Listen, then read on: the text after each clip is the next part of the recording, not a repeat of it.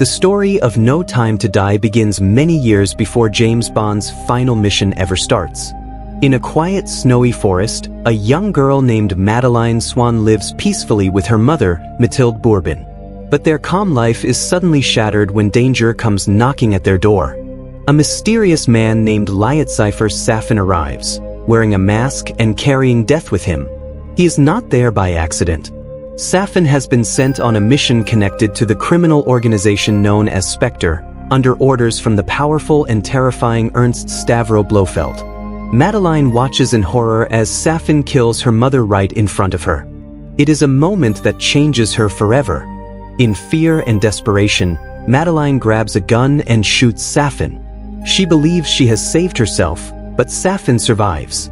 Terrified, the young girl runs away through the freezing wilderness.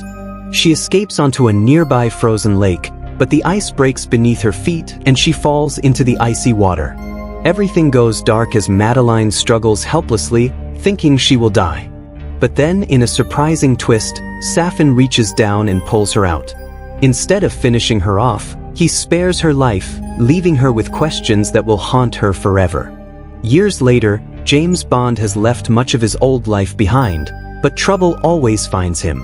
After Blofeld has been captured and placed into MI6 custody, Bond tries to live a quieter life with Madeline, now grown into a strong and intelligent woman. The two are together in Matera, Italy, enjoying what seems like peace for the first time.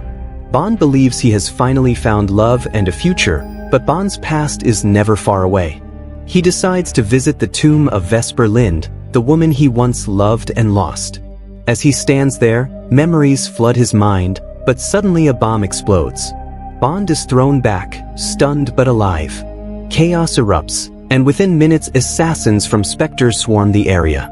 They attack Bond with deadly force, trying to kill him.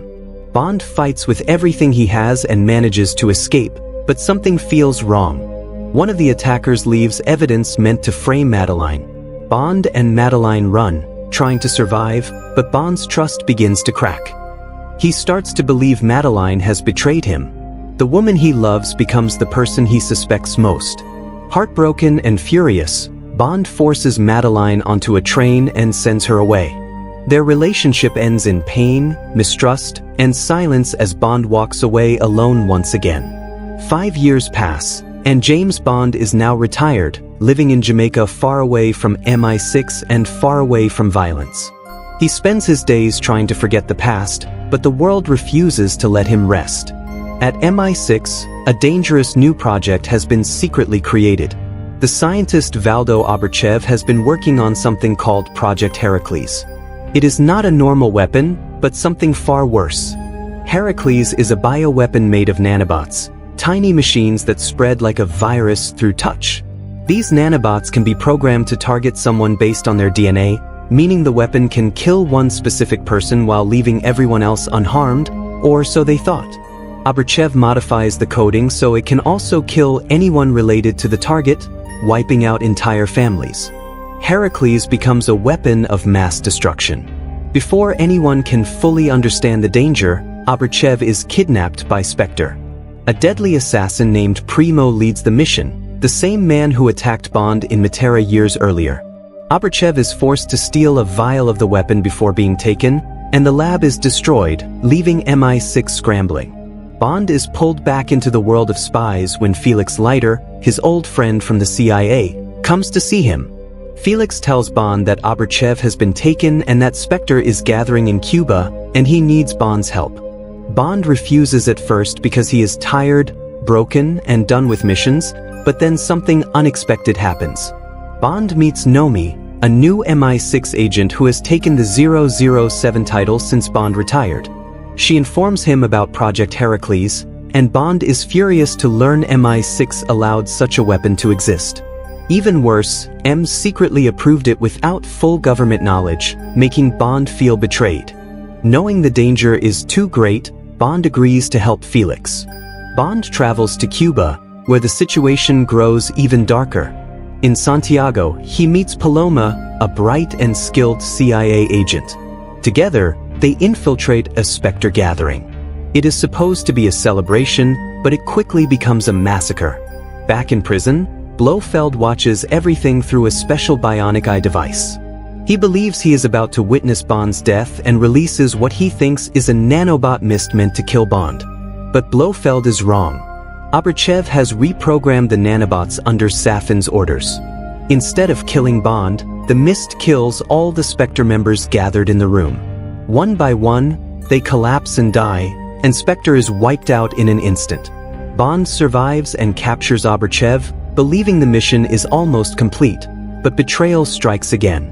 Bond meets Felix and another CIA agent, Logan Ash, on a boat. Suddenly, Ash reveals the truth. He is a double agent working for Safin. Ash shoots Felix and escapes with Abrachev, then sets off explosives, sinking the ship. Bond fights to survive, but Felix is badly wounded. The water rises fast, and Felix knows he cannot escape. Bond is forced to leave his friend behind, watching helplessly as Felix sacrifices himself. Bond returns to MI6 filled with anger and grief.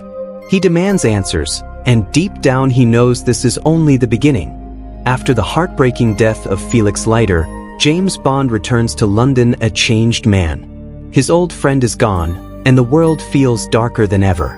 Bond walks back into MI6 headquarters carrying anger, grief, and a deep sense of betrayal. He no longer trusts the system he once served. He confronts M directly, demanding to know why Project Heracles was ever created in the first place. M tries to justify it, claiming it was meant to protect the world, but Bond sees the truth. A weapon like this can never be controlled. It was only a matter of time before it fell into the wrong hands. Bond wants answers about Abrachev, Spectre, and Safin. He especially wants to speak to one person who might know everything, Ernst Stavro Blofeld. Blofeld may be imprisoned, but his reach is still dangerous. Bond believes Blofeld is connected to everything happening, but M refuses to allow Bond near him, fearing what might happen. Bond is furious. He insults M, calling him reckless and blind, and the tension between them becomes stronger than ever. Still, Bond has allies inside MI6. Eve Moneypenny and Q know that Bond needs this meeting. They trust him more than they trust the politicians making decisions, so quietly they arrange access for Bond to see Blofeld in his prison cell. At the same time, Q begins analyzing the flash drive recovered from Abrachev. What he finds is terrifying. The files contain DNA data from millions of people across the world. Combined with Heracles, this could allow someone to kill any target with perfect precision. Entire bloodlines could be wiped out without a trace. Q realizes this is not just assassination technology, it is genocide in the wrong hands. As Bond prepares to meet Blofeld, another storyline unfolds, one even more personal. Madeline Swan, now living as a doctor and psychotherapist, is approached by a new patient. It is Liat Cypher Safin, the man who once murdered her mother and the same man who saved her life as a child. Safin speaks calmly, almost gently, but his presence is terrifying. He reveals that he has been watching her for a long time. Safin tells Madeline that the past is not finished, reminding her of what her father did and what Blofeld ordered. Then Safin delivers his threat. He tells Madeline she must do something for him, or her daughter will be harmed. Madeline freezes. A daughter? Bond never knew she had a child. Safin forces Madeline into an impossible situation. He wants Blofeld dead, and he wants Madeline to be the weapon. Safin gives her nanobots programmed specifically to kill Blofeld, blackmailing her into carrying them into the prison during her next appointment as Blofeld's therapist. Madeline is trapped, and she has no choice. She must protect her child. Bond arrives at the prison to meet Blofeld, unaware of the deadly plan already in motion. When Bond sees Madeline there, shock fills him. He cannot understand why she is anywhere near Blofeld. Anger rises inside him, and he believes she is still connected to the betrayal from 5 years ago. Madeline is visibly shaken. She tries to stay composed, but fear is all over her face. Bond steps closer, grabs her arm, and they touch. In that moment, Bond unknowingly becomes infected. The nanobots meant for Blofeld transfer onto Bond's skin. Madeline leaves quickly, heart racing, while Bond enters Blofeld's cell where the villain sits calmly behind glass. Blofeld cannot physically touch anyone, but his mind is still dangerous. He taunts Bond, laughing as he reveals the truth. It was Blofeld who staged the ambush in Matera. Blofeld wanted Bond to believe Madeline betrayed him. He wanted to destroy Bond emotionally because Blofeld's hatred is personal. Bond was like a brother once, and Blofeld never forgave him. Bond is overwhelmed with rage. Years of pain explode out of him as he attacks Blofeld, slamming his hands against the glass and screaming in fury. And then it happens, the nanobots infect Blofeld. Within seconds, Blofeld begins to die. He gasps, confused and terrified, realizing too late what has happened. Bond watches as the man who tortured him for years collapses lifeless. Blofeld is dead. Bond staggers backward, horrified. He did not intend to kill him that way. Madeline's touch caused it, and now Bond realizes something even worse is happening. Safin is behind this. Bond goes after Madeline, desperate for answers. Madeline finally reveals the truth. Safin forced her. He threatened her daughter. She has been trying to protect her child this entire time. Bond is stunned. A daughter? Bond follows Madeline to her childhood home in Norway. The quiet snow-covered landscape mirrors the opening of the film, bringing everything full circle. In this safe place, Madeline opens up. She explains that her father once worked with Spectre and murdered Safin's family under Blofeld's orders. Safin has been seeking revenge ever since, and killing Spectre was only step one. Bond also meets the child, a 5-year-old girl named Mathilde. Madeline insists she is not Bond's daughter, but Bond sees the resemblance. He feels something deep inside, a connection he cannot ignore. For the first time, Bond allows himself to believe he could have something real. Bond and Madeline share an emotional reconciliation. Bond admits he loves her and never stopped. Madeline reveals she never betrayed him. Everything was Blofeld's manipulation. But peace never lasts long. MI6 discovers that Logan Ash is approaching. Safin has found them. Soon, armed men descend on Norway. Bond, Madeline, and Mathilde are hunted through the forests. Cars, motorcycles, and even a helicopter chase them down. Bond fights with brutal determination, doing everything to keep them alive. He manages to hide Madeline and Mathilde in a safe spot, draws the attackers away, and confronts Ash directly. In a cold, intense fight, Bond finally kills Ash, ending the betrayal. But when Bond returns, Madeline and Mathilde are gone. Safin has taken them. Bond is devastated. The woman he loves and the child who may be his have been captured. Now this mission is no longer about duty, it is personal. MI6 tracks Safin's location to an island hidden between Japanese and Russian waters. The island contains an old chemical plant from World War II, now transformed into Safin's nanobot factory. Safin is producing Heracles on a massive scale.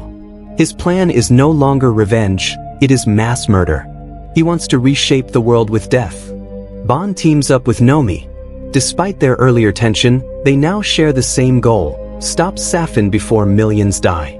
Q provides them with a submersible glider to sneak onto the island. As Bond prepares for the final confrontation, everything is on the line: Madeline, Mathilde, and the fate of the world.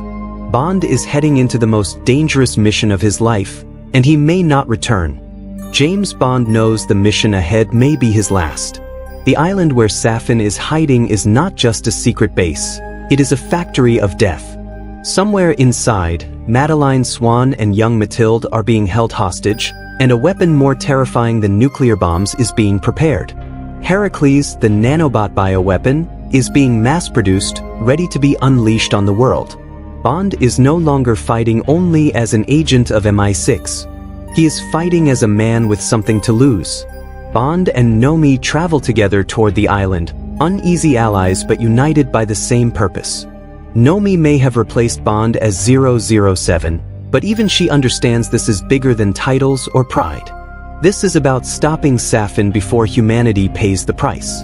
MI6 provides them with a submersible glider, allowing them to enter the island without being detected. As they move silently underwater, the tension builds, and the air feels heavy with destiny. On the island, Safin's base is heavily guarded.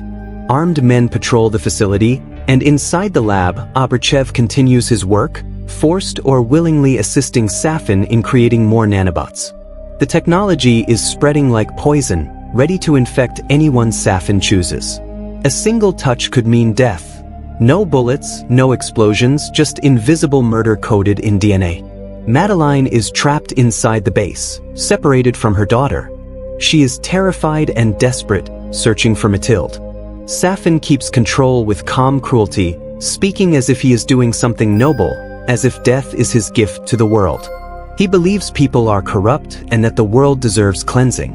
To him, Heracles is not evil, it is justice. Bond and Nomi break into the facility, moving through hallways and stairwells with precision. They begin planting explosives around the laboratory where Heracles is being produced. Every step is dangerous. If they fail, Safin will escape with the weapon, and if they succeed, they may not survive the blast.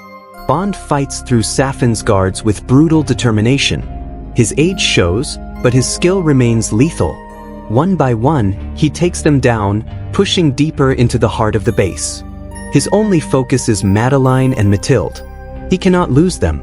Bond finally confronts Safin face to face, but Safin is always one step ahead. When Bond arrives, Safin has already taken Mathilde and fled deeper into the complex. Bond sees the child for only a moment, her small face filled with fear, before she disappears into the shadows with Safin. Meanwhile, Madeline manages to escape from Primo, the assassin who has haunted Bond since Matera. Primo attacks her, trying to stop her from reaching her daughter, but Madeline fights back with everything she has. She is no longer just a victim, she is a mother. She refuses to be powerless. She escapes and reunites with Bond, both of them breathless and desperate. Together, they find Mathilde.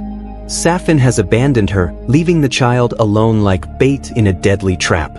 Mathilde runs into Madeline's arms, safe for the moment. The emotional reunion is powerful. Bond looks at the girl and feels the truth growing stronger inside him. This is his family, something he never thought he could have. But the battle is not over. Gunfire erupts across the base as Safin's men close in. Bond and Nomi fight side by side, holding their ground as explosions echo in the distance. The lab collapses into chaos. In the middle of the firefight, Nomi confronts Abrachev, the scientist who helped create this nightmare.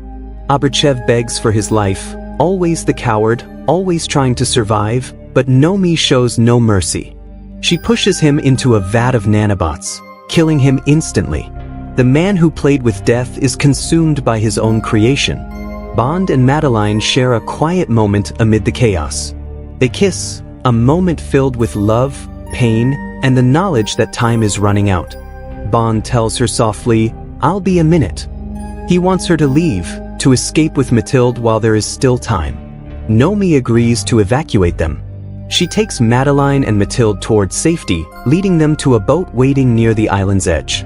Madeline looks back, tears in her eyes, not wanting to leave Bond behind, but Bond insists. This is the only way. Bond stays behind for one final purpose. The base has blast-resistant silo doors designed to protect it from missile strikes, and if those doors stay closed, the British Navy cannot destroy the facility. Bond realizes he must open them manually from inside the base. It is a suicide mission, but he accepts it without hesitation. He fights his way upward through the facility alone, bloodied, exhausted, but unstoppable. He reaches the control room and begins opening the massive doors. Outside, HMS Dragon prepares to launch missiles. Time is running out. Bond contacts the ship and calls in the strike. Missiles are armed. The island is seconds away from destruction. Bond kills the last of Safin's men, doing everything he can to ensure the factory will never exist again. The explosions planted earlier shake the base. Fire spreads. Alarms scream. The entire island collapses into ruin. Bond could leave now, but Safin returns. Like a ghost from Madeline's past, Safin steps out of the shadows for the final confrontation. He ambushes Bond and shoots him multiple times. Bond falls hard, bleeding heavily. His body is failing, but his spirit refuses to break. Bond fights back even wounded, pushing himself beyond limits, But Safin attacks not only with bullets, but with something worse. He injects Bond with a vial of nanobots programmed specifically to kill Madeline and Mathilde. Safin smiles coldly, telling Bond that if he ever touches them again, they will die. Bond is now a living weapon against the people he loves most. Bond's heart shatters. Even if he escapes, he can never hold his family again. Still, Bond refuses to let Safin win. With his last strength, he raises his gun and shoots Safin dead. Safin collapses, finally ending the long cycle of vengeance and destruction. But Bond remains standing only barely. His body is broken, and the missiles are coming. Bond reaches the control panel and fully opens the blast doors. The strike is now possible.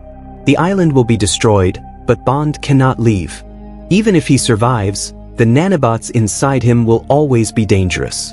He cannot risk Madeline or Mathilde's life, and he understands what his fate must be. Bond radios Madeline one last time. His voice is calm but emotional as he tells her goodbye. He tells her he loves her. Madeline sobs, begging him to come back, and she tells him Mathilde is his daughter. Bond smiles softly through the pain and says he knew all along. He tells her their child is perfect. And then, as Madeline and Mathilde sail away helpless and heartbroken, James Bond stands alone on the island. The missiles hit, fire consumes everything, and the facility is obliterated. James Bond is killed in the explosion, sacrificing himself to save the people he loves and the world. The island disappears behind a wall of fire and smoke as the final missiles strike with unstoppable force, turning Safin's deadly factory into ashes. In that moment, the world is saved, but the cost is greater than anyone could ever imagine. James Bond, the legendary 007, is gone, not because he failed, but because he chose to give everything to protect the people he loved. Madeline Swan watches from the boat as the explosion lights up the sky. Tears stream down her face as she holds Mathilde tightly, trying to keep her calm, but her own heart is breaking. She knows Bond stayed behind not because he wanted to die, but because he had no other choice. The nanobots inside him were programmed to kill Madeline and Mathilde on contact, and even a single touch would have ended their lives. Bond sacrificed the one thing he wanted most, a family, to make sure they could live. On the boat, Nomi remains silent. She has seen death before, but this is different. Bond was more than a fellow agent.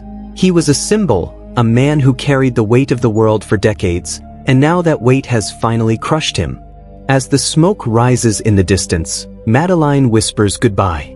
Bond's final words echo in her mind, "You are perfect." He said it about their daughter, and in that moment, Madeline realizes something powerful. Bond did not die alone. He died knowing love. He died knowing he mattered beyond missions and bullets. He died as a father. Back in London, the mood inside MI6 is heavy with grief. The building feels emptier without Bond, even though he was never truly part of the system. He was always outside of it, fighting his own battles, but now everyone understands what he did. M, usually so composed, is broken inside. He made mistakes. He approved Project Heracles thinking it could be controlled. He kept secrets and allowed the world to get closer to destruction than ever before, and Bond paid the price. In a quiet moment, MI6's closest members gather together to honor Bond's memory. Moneypenny stands beside Q, and Nomi is there too along with Bill Tanner. No one speaks much. There are no long speeches or grand ceremonies, only silence, respect, and sorrow. They pour drinks, raise their glasses, and drink to James Bond, a man who saved the world again and again, and who finally gave his life for something greater than duty. Even Q, often the most logical and reserved, looks shaken. Bond was always reckless and frustrating, but he was also brave beyond measure. He had a way of making people believe in something stronger than fear, and now he is gone. For Nomi, the new 007, the moment is deeply personal. She once believed Bond was outdated, a relic of the past, but now she understands the truth. Bond wasn't just an agent, he was a force. He was commitment. He was sacrifice. Bond's death marks the end of an era. Weeks later, Madeline returns to Matera, Italy, the very place where Bond once believed she betrayed him and where their love collapsed under Spectre's deception. Now she walks those streets again, not with Bond, but with their daughter. Mathilde holds Madeline's hand, unaware of how legendary her father truly was. To her, he is only a story she has not yet heard. Madeline stops and looks out over the peaceful town. Life continues around her. People laugh, cars pass, and the world moves forward, unaware that it was almost destroyed, but Madeline remembers. She remembers everything. She kneels beside Mathilde and tells her it is time. Mathilde deserves to know who her father was, not just as James Bond, but as a man. Madeline begins to speak softly, her voice full of emotion, and says she wants to tell Mathilde a story about a man named James Bond. Not just a spy, not just 007, but a man who loved deeply, fought bravely, and gave everything so his daughter could live.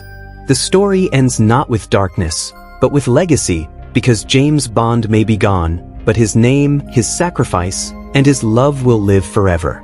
As Madeline walks forward with Mathilde, one truth becomes clear. James Bond's final mission was not about revenge. It was not about killing Safin. It was not even about saving the world. It was about love. It was about choosing life for the people who mattered most. And that is why, in the end, there was no time to die until the mission was complete. Even though the missiles destroyed Safin's island and ended the threat of Project Heracles, the emotional impact of what happened will never disappear. James Bond's final moments were not filled with triumph or celebration, but with acceptance. For the first time in his life, Bond was not running from danger or chasing another mission. He was standing still, choosing love over survival. Bond had spent most of his life as a weapon for MI6. He was trained to kill, trained to disappear, and trained to never get too close to anyone. His entire existence was built around sacrifice. He gave up friendships, happiness, and peace over and over again. Every time Bond thought he could finally live normally, the shadows of his world returned. And yet, despite all the pain, Bond continued to fight.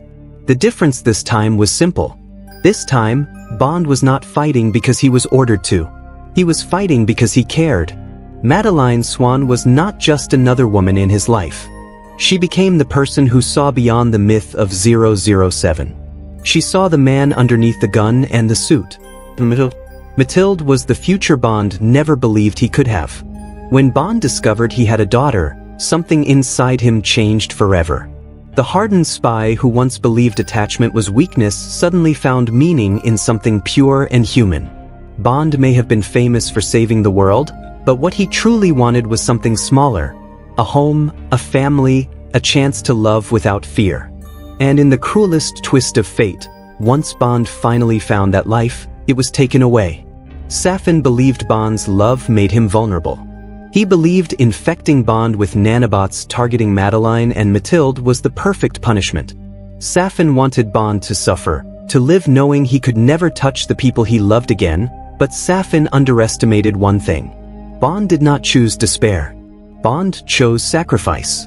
Bond realized that if he left the island, even if he survived his wounds, his existence would always be dangerous. The nanobots were inside him permanently. There would be no cure and no way back. The moment he touched Madeline or Mathilde, they would die. So Bond made the only decision he could. He stayed. Not because he wanted death, but because he wanted them to live. That choice is what makes Bond's ending so powerful. He did what he had always done in missions, protect innocent lives, but this time, the lives were not strangers. They were his family, his heart, and his reason. Back in MI6, Bond's absence leaves a permanent scar. M will carry guilt for the rest of his life. Q will remember the man who always demanded impossible gadgets and somehow survived impossible odds. Moneypenny will mourn the friend who never truly allowed himself peace.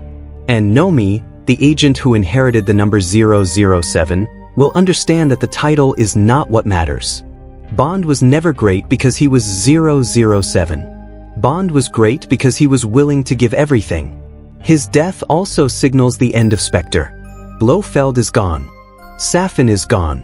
Aberchev is gone. The old evil that haunted Bond has finally been erased. But the world continues as it always does, with new threats waiting in the shadows. Yet Bond's story ends with something that is rare in the spy world. It ends with truth. It ends with love. Madeline's final scene in Matera is not just a goodbye, it is a promise. A promise that Mathilde will grow up knowing her father was not just a cold assassin for the government.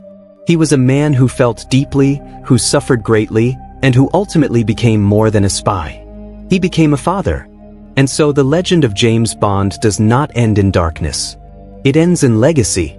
It ends in a story told from mother to daughter, carrying forward the memory of the man who gave his life so they could have theirs. Because the truth is, James Bond did not die because he was defeated. James Bond died because he finally had something worth living for, and that is what makes his final mission unforgettable. As the camera fades away, one final message remains clear. The name will live on, the legacy will continue, and somewhere in the heart of the woman he loved and the child who carries his blood, James Bond will never truly be gone. If you liked this video, don't forget to hit the like button, share your thoughts in the comments, and subscribe for more gripping movie explanations like this.